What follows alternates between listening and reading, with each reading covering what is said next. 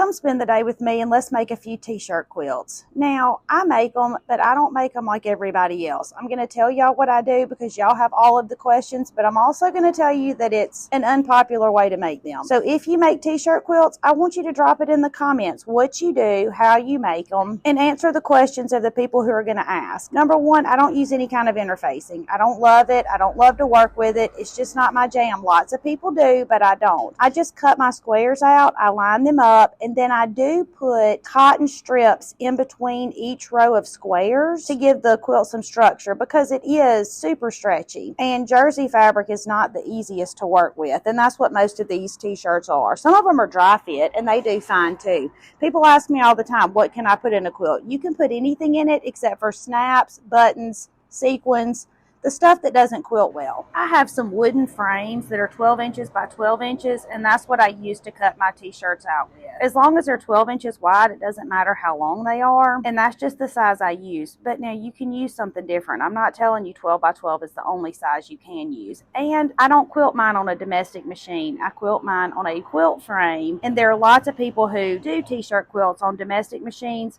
I've never done one that way. I've only ever sewn mine this way. I've only ever cut the squares out, sewn them together, put the cotton strips, and quilted them on a large quilt frame. And y'all have all the questions about t-shirt quilts, and I want y'all to get all the answers. So if you make t-shirt quilts, especially if you make it on a domestic machine, I want you to drop it in the comments what you do, how you do it, and see if you can help answer the questions for people who want to do it on a domestic machine, because I just don't know. I've never done it that way, but this community that we've built is so encouraging and so helpful that I do want to help y'all be able to make the treasures that you want to make for your family, because I know that every single thing I'm touching right now is somebody's heirloom, something that's going to be cherished for years to come. And all of those t-shirts you have in a box in the closet that were your kids or your grandkids or yours even shouldn't live in a closet. They should live in a quilt, and I want to help y'all be able to create those. So if you have tips and tricks, please drop them in the comments.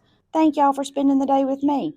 My name is Tammy. I'm your favorite sewing teacher, and I would love for you to come sew with me.